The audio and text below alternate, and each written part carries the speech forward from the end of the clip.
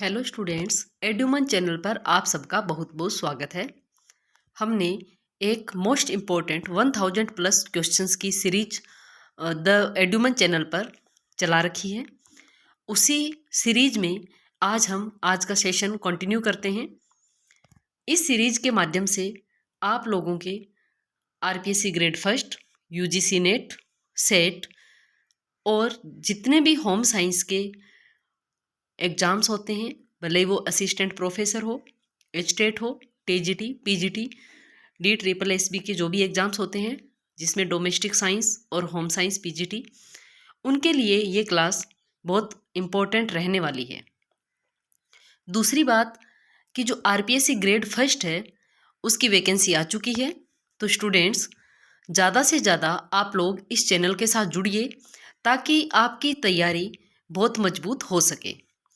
उसके लिए भी हम अलग से एक थ्योरी क्लास लेकर आ रहे हैं आपके लिए।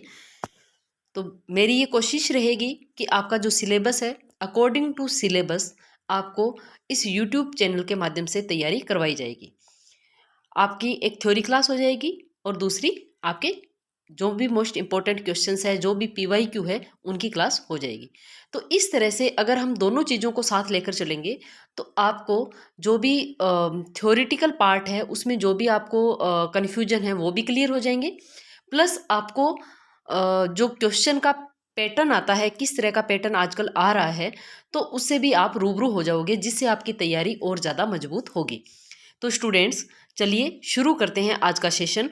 इस सेशन को, इस क्लास को अपने दोस्तों के साथ शेयर कीजिएगा, चैनल को सब्सक्राइब कीजिएगा ताकि आपकी तैयारी अच्छी हो सके, मजबूत हो सके। शुरुआत करते हैं आज के सेशन की एक मोटिवेशनल कोट के साथ।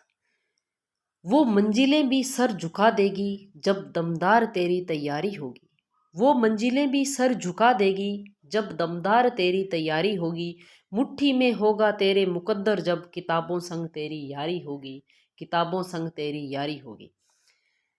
आज इसी मोटिवेशनल कोट के साथ शुरू करते हैं हम आज का सेशन, इसी जोश और जुनून के साथ कि आरपीएससी ग्रेड फर्स्ट की जो पोस्ट आई है उसमें हमारी एक सीट कंफर्म है।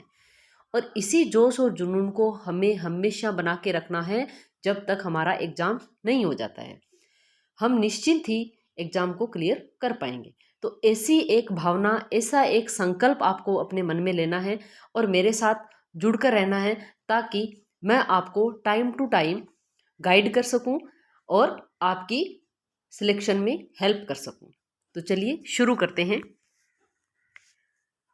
हमारी सीरीज जो क्वेश्चंस की चल रही है उसमें question number 41, give the correct sequence for cotton processing. जो कॉटन प्रोसेसिंग है उसकी हमें करेक्ट सीक्वेंस बतानी है। इसके अंदर हमें फर्स्ट दे रखा है सिंजिंग, सेकंड है हमारे पास printing, third bleaching, fourth scouring, fifth curing and heat setting and six है डीसाइजिंग। अगर हम बात करें कपास के प्रसंस्करण का सही क्रम, हिंदी के अंदर देख लीजिए, हिंदी के जो स्टूडेंट्स हैं उनके लिए है सिंजिंग। यहाँ पर आपके सिंगिंग दिख रहा है, ये प्रिंटिंग मिस्टेक है, इसको आप सिंजिंग पढ़ेंगे।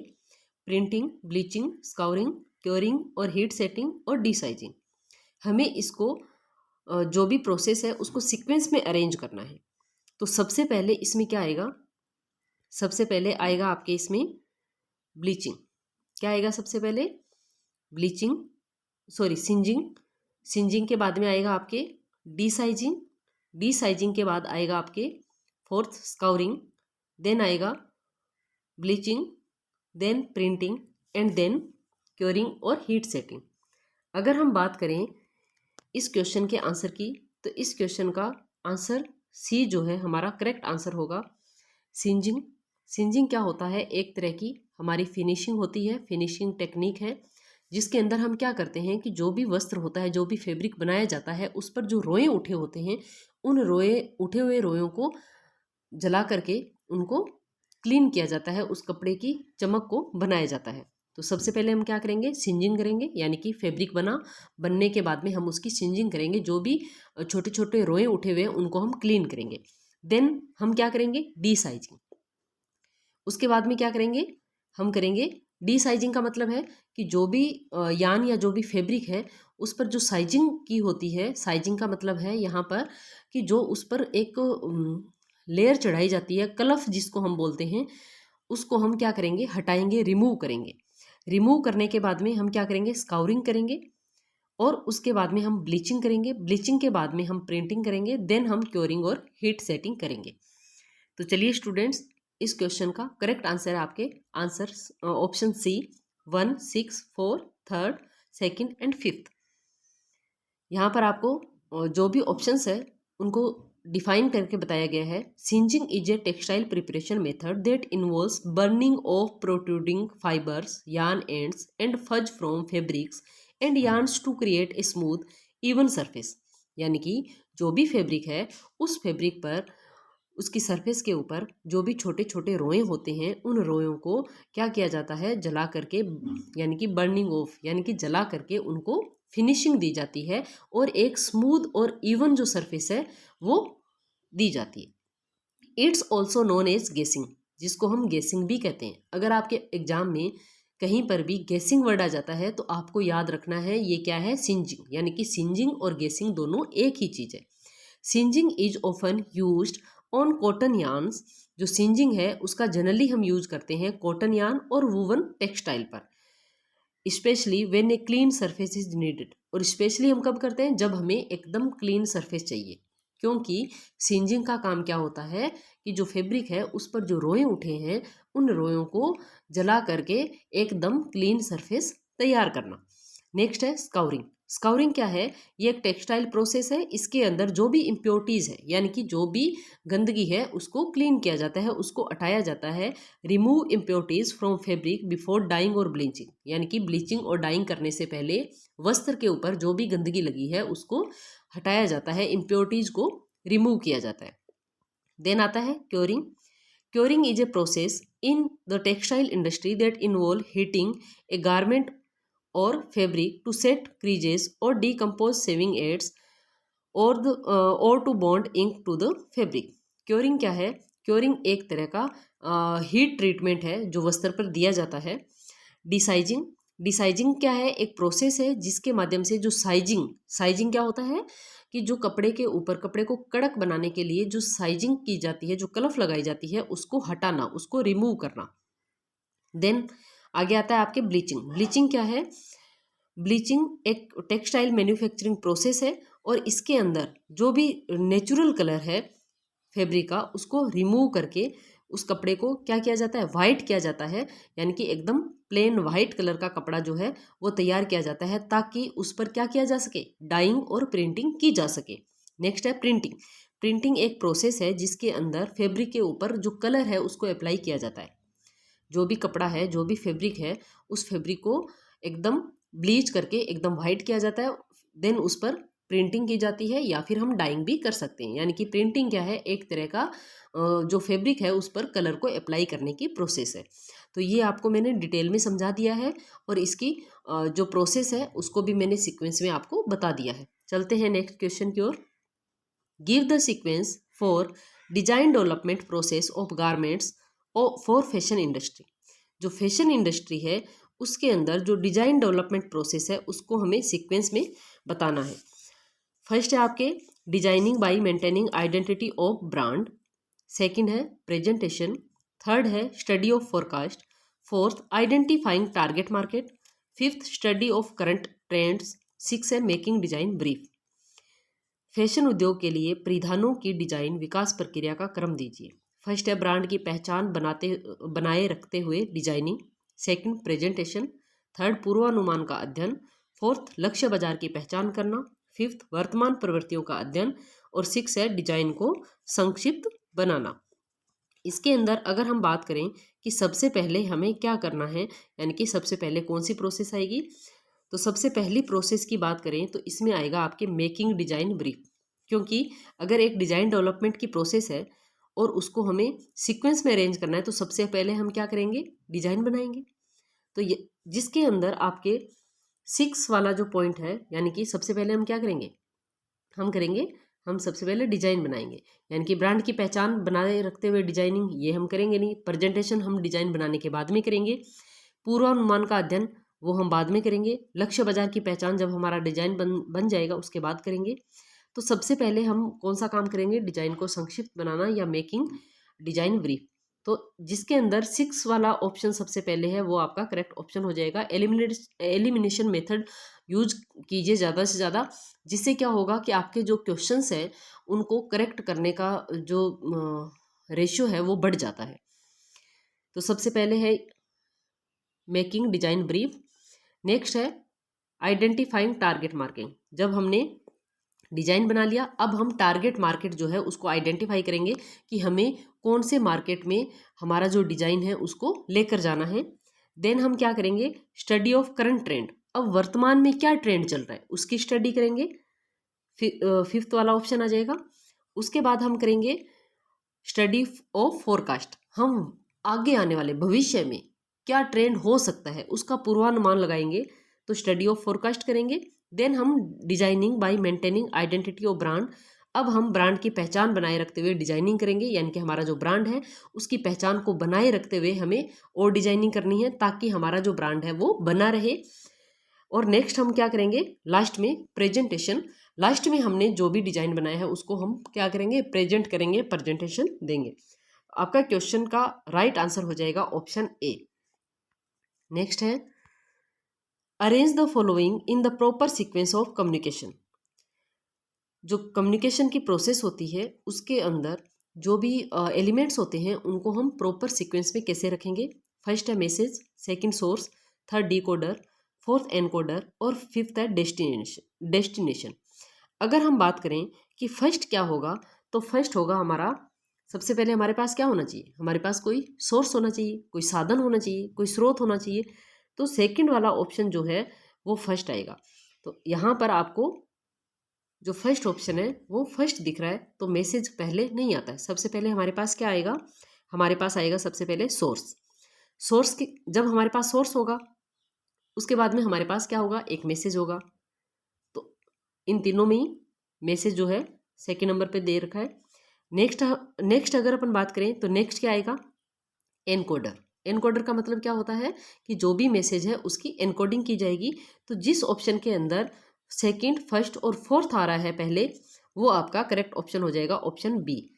एनकोडर के बाद क्या आएगा, आपके पास आएगा डिकोडर, यानी कि जो मैसेज है हमने एनकोड किया वो आगे जाकर डिकोड होगा और अपने डेस्टिनेशन पर पहुंच जाएगा। तो लास्ट में आ जाएगा आपके डेस्टिनेशन। तो इस तरह से ये दोनों ऑप्शन भी एलिमिनेट हो जाएंगे और आपका करेक्ट ऑप्शन बच जाएगा आपके पास ऑप्शन बी। नेक्स्ट है, यहाँ पर आपको 7 जो स्टेप्स है कम्युनिकेशन प्रोसेस के वो दे रखे हैं। सबसे पहले है सेंडर। सेंडर कौन होता है, वो पर्सन जो मैसेज कन्वे करता है। एनकोडिंग क्या है, ये एक ऐसी प्रोसेस होती है जिसके माध्यम से जो भी आइडिया है उसको रिसीवर के अकॉर्डिंग, रिसीवर है उसको समझ सके उसके अकॉर्डिंग उसको एनकोड किया जाता है। चैनल, जिस चैनल के माध्यम से हम जो हमारा मैसेज है, जो हमारी इन्फॉर्मेशन है वो रिसीवर को पहुंचाते हैं, उस माध्यम को हम क्या कहेंगे, चैनल। देन है मैसेज। मैसेज क्या है, एक आइडिया हो सकता है, एक इन्फॉर्मेशन हो सकती है जो कि हम किसी चैनल के माध्यम से हम रिसीवर को देते हैं। रिसीवर कौन है, वो पर्सन होता है जो उस मैसेज को रिसीव करता है। डिकोडिंग क्या है, वो जो भी मैसेज रिसीव किया है उस मैसेज की इंटरप्रीट करता है। Then feedback. फीडबैक क्या है, रिसीवर ने जो मैसेज है उसको इंटरप्रीट किया, इंटरप्रीट करने के बाद में उस मैसेज के लिए वो अपना रिस्पॉन्स देगा, उसको हम कहेंगे फीडबैक। तो ये थी आपके 7 स्टेप्स ऑफ कम्युनिकेशन प्रोसेस। इसका जो क्वेश्चन है ये एग्जाम में बार बार पूछा जाता है, इसके स्टेप्स जो है वो पूछे जाते हैं जनरली। नेक्स्ट है arrange in sequence the channels of distribution. जो डिस्ट्रीब्यूशन चैनल है उसके जो सीक्वेंस है उसको हमें अरेंज करना है। सबसे पहले wholesaler, second manufacturer, third consumer और फोर्थ है रिटेलर। अगर हम बात करें इसमें कि सबसे पहले क्या होगा, सबसे पहले कोई भी प्रोडक्ट है उसकी मैन्युफैक्चरिंग की जाएगी, यानी कि वो बनाया जाएगा। तो मैन्युफैक्चरिंग की जाएगी, तो जिसके अंदर आपके सेकंड ऑप्शन फर्स्ट है वो आपका करेक्ट होगा। यहाँ पर ये 2 ऑप्शन एलिमिनेट हो जाते हैं। यहाँ पर दोनों में आपको सेकंड ऑप्शन फर्स्ट नंबर पर दे रखा है। मैन्युफैक्चरिंग के बाद क्या होगा, होलसेलर, यानी कि कोई भी इंडस्ट्री है वहाँ पर कोई प्रोडक्ट है उसकी मैन्युफैक्चरिंग हो रही है, मैन्युफैक्चरिंग के बाद में वहाँ पर कौन जाएगा, होलसेलर जाएगा, जो कि जो होलसेल के रेट से जो सामान है वो लेकर के जाएगा। तो इसमें आ जाएगा होलसेलर। तो यहाँ पर सेकंड के बाद फर्स्ट आपके ऑप्शन सी के अंदर है, तो आपका जो ऑप्शन सी है वो करेक्ट हो जाता है, ऑप्शन बी भी आपका एलिमिनेट हो जाएगा। इसको एक एक करके देख लीजिए। सबसे पहले आएगा मैन्युफैक्चरर, जो मैन्युफैक्चरर यानी कि जो भी प्रोडक्शन करेगा। उसके बाद में आएगा आपके होलसेलर। होलसेलर जो है वो सामान किसको देगा, रिटेलर को, यानी कि जो हम मार्केट में जाते हैं, कुछ शॉप्स होती है, आप लोगों ने देखा होगा कि हम बोलते हैं कि वो पर्टिकुलर जो शॉप है वो होलसेल वाली शॉप है। होलसेल की शॉप का मतलब है कि वो डायरेक्ट जो भी सामान है वो डायरेक्ट कहाँ से लेकर आया है, वो मैन्युफैक्चर जो यूनिट है वहाँ से लेकर आया है। और होलसेलर जो है वो सामान अब किसको देगा, जो भी हमारी छोटी छोटी रिटेल शॉप्स होती है उनको देगा, और रिटेल शॉप से हम जाकर के सामान लेके आते हैं, यानी कि सामान पहुंचता है कंज्यूमर के पास। तो इस तरह की जो प्रोसेस है वो आपको देखने को मिलती है। नेक्स्ट है, यहाँ पर आप देख लीजिए, सबसे पहले प्रोड्यूसर, एजेंट, होलसेलर, रिटेलर और एंड कंज्यूमर। नेक्स्ट है, arrange Maslow's hierarchy of needs in the proper sequence. जो हेरार्की ऑफ नीड है उसको प्रॉपर सीक्वेंस में अरेंज करना है। जो मेस्लो है उन्होंने 5 नीड्स जो है वो हमें बताई है, उनको हमें प्रॉपर सीक्वेंस में अरेंज करना है। सबसे पहले physiological, second social, third safety, fourth self esteem and fifth है सेल्फ एक्चुअलाइजेशन। अगर हम बात करें कि जो फर्स्ट नीड है वो कौन सी है, तो फर्स्ट नीड होती है फिजियोलॉजिकल नीड। हमारे यहाँ पर जो ऑप्शन सी है उस सी के अंदर फर्स्ट नंबर पर फिफ्थ दे रखा है, ये आपका इनकरेक्ट हो जाएगा, यानी कि ऑप्शन जो सी है उसको आप एलिमिनेट कर सकते हैं। सबसे पहले आपकी फिजियोलॉजिकल नीड हो जाएगी। फिजियोलॉजिकल नीड के बाद में आपके आएगी सेफ्टी, यानी कि पहली नीड है हमारी फिजियोलॉजिकल, देन है हमारी सेफ्टी। यहाँ पर फर्स्ट के बाद में थर्ड आप देख लीजिए, ऑप्शन बी के अंदर नहीं दे रखा है, डी के अंदर भी नहीं है, आपके ऑप्शन ए जो है वो इसका करेक्ट आंसर हो जाएगा। फर्स्ट फिजियोलॉजिकल नीड, उसके बाद आएगी आपकी सेफ्टी नीड, थर्ड नंबर पे आ जाएगी आपकी सोशल नीड, फोर्थ नंबर पे सेल्फ एस्टीम और फिफ्थ नंबर पर सेल्फ एक्चुअलाइजेशन। अब हम देख लेते हैं, क्योंकि ये जो क्वेश्चन है ये बहुत ज़्यादा बार एग्जाम्स में पूछा जाता है। जनरली होम साइंस का एग्जाम हो और जो मेस्लो का हायरार्की का क्वेश्चन नहीं आए, ऐसा नहीं होता है, अक्सर ये क्वेश्चन हमें देखने को मिलता है। तो यहाँ पर आप देख लीजिए, जो बेसिक नीड है आपको यहाँ पर आप देख रहे होंगे कि जो बेसिक नीड है उसके अंदर फिजियोलॉजिकल नीड, इसमें आपके वाटर, फूड, वार्मथ और रेस्ट।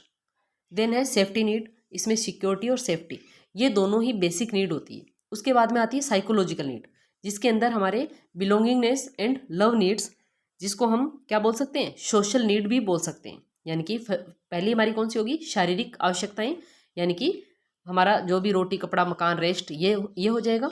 उसके बाद में सेफ्टी, जब हमारी शारीरिक आवश्यकता पूरी हो जाएगी तो हमें क्या चाहिए, सेफ्टी चाहिए, सिक्योरिटी चाहिए। तो ये दोनों हमारी बेसिक नीड होगी।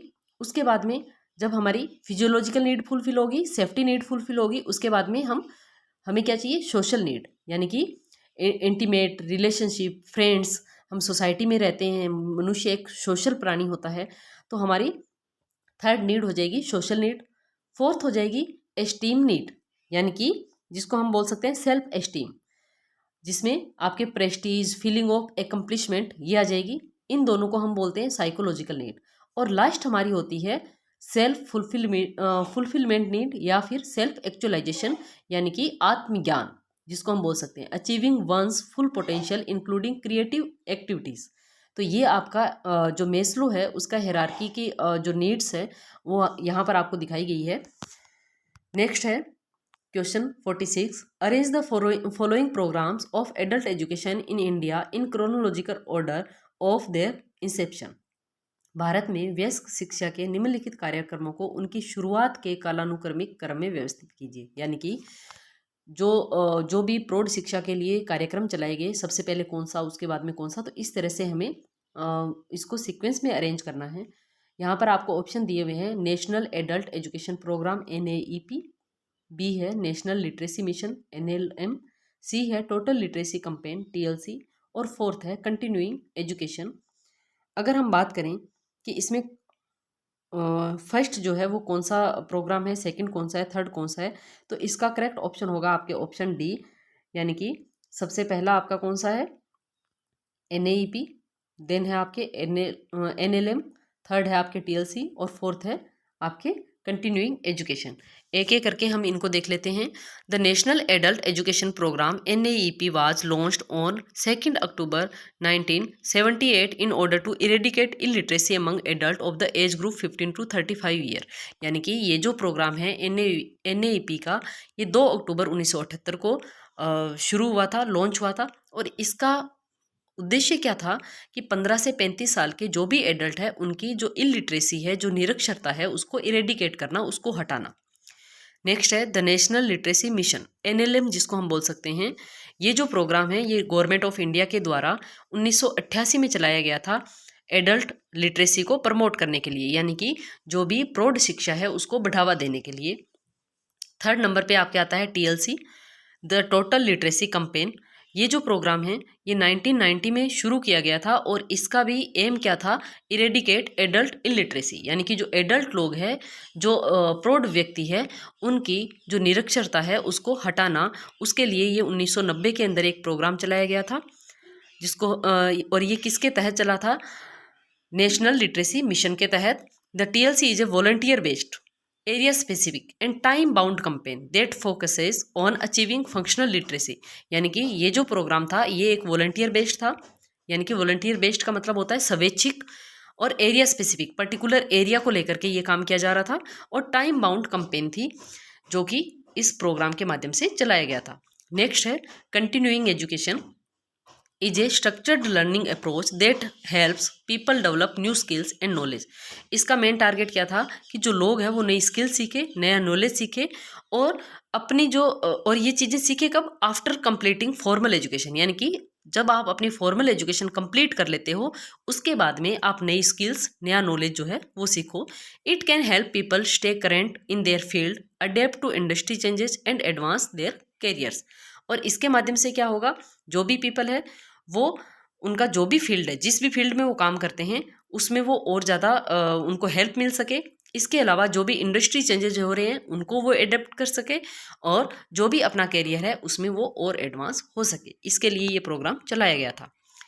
नेक्स्ट है the correct sequence of steps involve in behaviour changes communication are. जो बिहेवियर चेंजेस ऑफ कम्युनिकेशन है उसके जो स्टेप्स है उनको हमें करेक्ट सीक्वेंस में अरेंज करना है। फर्स्ट है action, second interest, third attention, fourth satisfaction, fifth conviction और सिक्स है डिजायर। अगर आपको इस क्वेश्चन को याद करना है तो एक सिंपल सा तरीका याद रखिए, जिसको हम बोलते हैं एडकास। क्या बोलते हैं हम, एडकास। आपको ये याद है तो आपको कहीं जाने की ज़रूरत नहीं है। ए का मतलब आपकी क्या हो जाएगा, एक्शन, आई का मतलब इंटरेस्ट, डी का मतलब डिजायर, सी का मतलब कन्विक्शन, ए का मतलब अटेंशन और एस का मतलब सेटिस्फेक्शन। अब आप देख लीजिए, सबसे पहले ए का मतलब एक्शन फर्स्ट किस में है, फर्स्ट आपके ऑप्शन सी में दे रखा है। उसके बाद में आपके इंटरेस्ट आ जाएगा, थर्ड आ जाएगा आपके यहाँ पर ऑप्शन मुझे मिस प्रिंट लग रहा है, इसका आपका हो जाएगा यहाँ पर सिक्स आएगा। फर्स्ट ऑप्शन बी के अंदर, हाँ आपके सबसे पहले आएगा अटेंशन, ये इनकरेक्ट है। ऑप्शन बी के अंदर सबसे पहले अटेंशन, अटेंशन के बाद में आपके इंटरेस्ट, इंटरेस्ट के बाद में आपके 6 नंबर पे आ जाएगा डिजायर, डिजायर के बाद में सी पर आ जाएगा आपके, सी से बनेगा आपके कन्विक्शन 5th नंबर, और ए से एक्शन, और नेक्स्ट आ जाएगा सेटिस्फेक्शन। तो अगर आपको ये एडकास का फॉर्मूला याद है तो आप इस क्वेश्चन को आसानी से कर सकते हो। आपका ऑप्शन बी करेक्ट आंसर हो जाएगा। नेक्स्ट है arrange the following phrases used by Lasswell's in this model of communication. जो लॉसवेल है उनका कम्युनिकेशन मॉडल है, उसके अंदर किस तरह से जो ये फ्रेजेज है उनको सीक्वेंस में दिया गया है। यहाँ पर अगर हम ऑप्शन की बात करें, to whom, in which channel, says what, who, with what effect, अगर हमें इनको करेक्ट सीक्वेंस में लगाना है, हिंदी वाले जो स्टूडेंट्स हैं उनके लिए लोसवेल द्वारा संचार के अपने मॉडल में प्रयुक्त निम्नलिखित वाक्यांशों को व्यवस्थित कीजिए। फर्स्ट है किससे, सेकंड किस चैनल में, थर्ड क्या कहता है, फोर्थ कौन, और फिफ्थ है किस प्रभाव से। अगर हम बात करें सबसे पहले क्या होगा आपके हु यानी कि कौन। जहाँ पर भी कम्युनिकेशन की बात आएगी तो वहाँ पर सबसे पहले क्या होगा, कौन, हु। तो डी आपको जिस ऑप्शन में दिखाई दे रहा है वो आपका फर्स्ट ऑप्शन जिसमें डी है वो करेक्ट हो जाएगा। यहाँ पर आपको बी दिख रहा है ये इनकरेक्ट है, ई दिख रहा है, सी दिख रहा है ये इनकरेक्ट है, आपका ऑप्शन सी करेक्ट हो जाएगा। सबसे पहले आपके आएगा हु यानी कि कौन, देन आपके आएगा सी सेज व्हाट कि क्या कहता है, कौन क्या कहता है। उसके बाद में इन विच चैनल किस चैनल के माध्यम से कहता है, टू हुम किसको कहता है, और उसके बाद में आ जाएगा विद व्हाट इफेक्ट और जो कहा है उसका क्या इफेक्ट होगा। तो आपका करेक्ट ऑप्शन हो जाएगा ऑप्शन सी।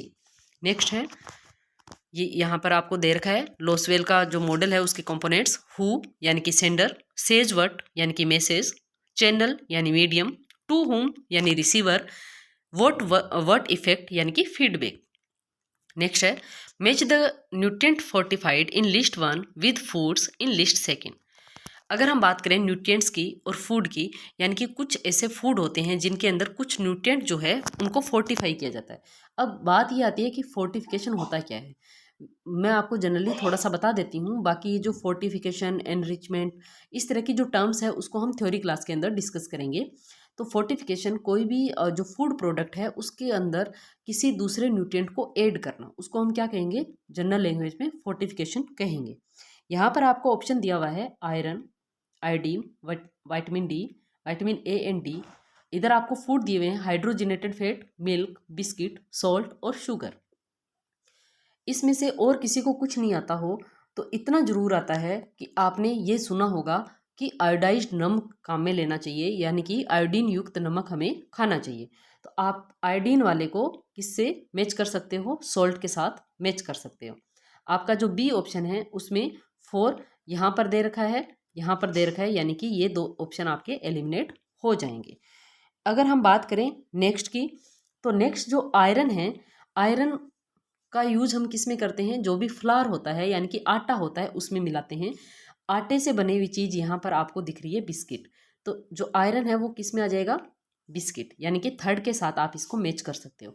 तो यहाँ पर ये दोनों ऑप्शन इनकरेक्ट है, फर्स्ट का थर्ड आपको यहाँ पर बी में दिख रहा है, यानी कि आपका ऑप्शन बी करेक्ट हो जाएगा।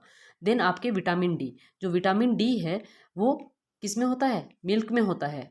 तो हम किसको फोर्टिफाई करेंगे, मिल्क को फोर्टिफाई करेंगे। तो आपके जो विटामिन डी है उसको हम मैच कर देंगे मिल्क के साथ। देन लास्ट में क्या बचा हमारे पास, विटामिन ए एंड डी, ये आ जाएगा आपके हाइड्रोजनेटेड फैट के साथ, क्योंकि जो फैट है, जो विटामिन ए और विटामिन डी है वो फैट में सोल्यूबल है, वसा में घुलनशील। विटामिन की अगर हम बात करें तो विटामिन ए और डी दोनों ही फैट सोल्यूबल है, इसलिए इन न्यूट्रिएंट को हम किसके अंदर ऐड करते हैं, ऐसी चीज़ के अंदर जिसमें फैट कंटेंट हो, तो हम इसको ऐड करेंगे हाइड्रोजनेटेड फैट के अंदर। तो आपका ऑप्शन बी जो है वो करेक्ट ऑप्शन हो जाएगा। नेक्स्ट है match the nutritional assessment methods in list first with tools used for measurement in list second. यहाँ पर आपको न्यूट्रिशनल असेसमेंट मेथड दे रखे हैं और टूल्स दे रखे हैं, यानी कि जो हमारा न्यूट्रिशनल असेसमेंट मेथड का मतलब है कि हमारा जो न्यूट्रिशनल स्टेटस है किस तरह का है उसको असेस करने का, उसको जांचने के जो कुछ तरीके हैं और कुछ हमारे पास टूल्स हैं। सबसे पहले हमारे जो भी न्यूट्रिशनल असेसमेंट मेथड है वो 4 तरीके के होते हैं, जिसको हम ABCD मेथड भी बोलते हैं। क्या बोलते हैं हम इसको, ABCD मेथड, जिसको हम बोलते हैं ABCD मेथड। ए का मतलब आपके एंथ्रोपोमेट्री, बी का मतलब बायोकेमिकल, सी का मतलब क्लिनिकल और डी का मतलब डाइटरी सर्वे। तो यहाँ पर आपको चारों ही मेथड दे रखे हैं और कुछ टूल्स दे रखे हैं। अगर हम बात करें डाइटरी सर्वे की, जो फर्स्ट है डाइटरी सर्वे। डाइटरी सर्वे का मतलब है कि डाइट के द्वारा किसी का भी सर्वे करना, उसका न्यूट्रिशनल असेसमेंट करना। तो यहाँ पर आपको दिख रहा है इधर HB का मतलब होता है हीमोग्लोबिन। नेक्स्ट है बिटोट स्पॉट, यानी कि ये क्या है, एक विटामिन ए की कमी से होने वाली प्रॉब्लम है, जो कि हमारी आंख में जो वाइट वाला जो हमारा पोर्शन है उस पर हमें एक ट्रायंगुलर शेप दिखाई देती है, जिसको हम बिटोट स्पॉट बोलते हैं। FFQ क्या है, ये है फूड फ्रिक्वेंसी क्वेश्चनियर मेथड, जिसके अंदर जो और ये किसके अंदर आता है, डाइटरी सर्वे के अंदर आता है। तो यहाँ पर आपका ऑप्शन ए जो है उसको थर्ड के साथ मैच कर दीजिए। आपको कहाँ पर दिखाई दे रहा है? ऑप्शन ए का थर्ड आपको फर्स्ट में दिखाई दे रहा है और फोर्थ में दिखाई दे रहा है। बी और सी को आप क्या कर सकते हैं? एलिमिनेट कर सकते हैं। नेक्स्ट है एंथ्रोपोमेट्री। अगर हम बात करें एंथ्रोपोमेट्री की, इसके अंदर हम हमारी जो भी हमारी हाइट है, हमारा वेट है, हमारे जो MUAC है, MUAC का मतलब होता है mid upper arm circumference, head circumference, chest circumference, इनका जो मेजरमेंट है उसके माध्यम से जो एंथ्रोपोमेट्रिक मेजरमेंट है उसको किया जाता है। तो यहाँ पर आपको दिखाई दे रहा है एंथ्रोपोमेट्री का MUAC यानी कि मिड अपर आर्म सर्कमफेरेंस। तो बी का फिफ्थ हो जाएगा। बी का फिफ्थ आपको ऑप्शन डी के अंदर दिखाई दे रहा है, इसलिए आपका ऑप्शन ए भी एलिमिनेट हो जाएगा। आपको अगर दो ऑप्शन के भी सही आंसर पता है तो ये क्वेश्चन आप इजीली सोल्व कर सकते हो। अब नेक्स्ट है बायोकेमिकल। बायोकेमिकल में आपके आ जाएगा HB, हमारा जो हीमोग्लोबिन, आप डॉक्टर के पास जाते हो कि हीमोग्लोबिन कितना है, तो आप क्या करते हो? उसको ब्लड का सैंपल देते हो और ब्लड का सैंपल लेबोरेटरी में टेस्ट किया जाता है और आपको पता चलता है कि आपके अंदर इतना हीमोग्लोबिन है। तो वो कौन सा मेथड है? हमारा बायोकेमिकल मेथड है। नेक्स्ट है क्लिनिकल। क्लिनिकल का मतलब है कि देख करके जो सिम्टम्स है उनको देख करके पता लगाना। जैसे अगर किसी के जो नाखून हैं वो स्पून शेप है तो हम कह सकते हैं कि इसमें आयरन की डेफिशिएंसी है। अगर हमारी आंख के अंदर बिटोट स्पॉट दिखाई देता है तो इसका मतलब हम कह सकते हैं कि विटामिन ए की कमी है। तो यहाँ आपके क्लिनिकल को किससे मैच करोगे? सेकंड से, बिटोट स्पॉट से। तो यहाँ पर आपका ऑप्शन डी जो है वो करेक्ट ऑप्शन हो जाएगा। यहाँ पर आपको दे रखा है food frequency questionnaire FFQ is a dietary assessment tool delivered as a questionnaire to estimate frequency and in some cases portion size information about food and beverage consumption over a specified period of time, typically the past month, 3 months or a year. यहाँ पर मैंने bomb calorimeter जो है उसको भी add किया है क्योंकि यहाँ पर आपके ऑप्शन में दे रखा है बॉम्ब कैलोरीमीटर। तो आपको पता होना चाहिए कि बॉम्ब कैलोरीमीटर होता क्या है। जो बॉम्ब कैलोरीमीटर है वो एक तरह का कैलोरीमीटर होता है जो कि किसको मेजर करने का काम आता है? जो भी फूड है उसकी जो कैलोरीफिक वैल्यू है उसको मेजर करने के काम में आने वाला एक इक्विपमेंट होता है जिसको हम बॉम्ब कैलोरीमीटर कहते हैं। MUAC जो है उसको हम मिड अपर आर्म सर्कमफेरेंस कहते हैं और इससे जो भी चिल्ड्रन हैं उनकी जो माल न्यूट्रिशन है उसका पता लगाया जाता है क्योंकि इसके अंदर एक जो स्ट्रिप आती है उस स्ट्रिप के अंदर अलग अलग कलर दिए रहते हैं, ग्रीन, येलो और रेड। अगर बच्चे की मिड अपर आर्म सर्कमफेरेंस का जो वैल्यू है वो ग्रीन वाले उसमें आती है तो वो बच्चा हेल्दी है। अगर येलो में आती है तो उसमें मालन्यूट्रिशन शुरू हो गया है और अगर रेड वाले उसमें उसकी वैल्यू आती है तो इसका मतलब वो सीवियर मालनरिश्ड है। और इसके साथ ही प्रेग्नेंट वीमेन के लिए भी इसको यूज किया जाता है। नेक्स्ट है HPLC यानी कि इसकी फुल फॉर्म है हाई परफॉर्मेंस लिक्विड क्रोमेटोग्राफी। और ये क्या है? ये एक एनालिटिकल केमिस्ट्री टेक्निक है जो कि जो केमिकल मिक्सचर है उसको सेपरेट करने के काम में ली जाती है। तो ये थे आपके आज के 10 क्वेश्चंस। मिलते हैं अगली क्लास में, तब तक के लिए थैंक यू। जुड़ते रहिए द एडुमन चैनल के साथ। Thank you.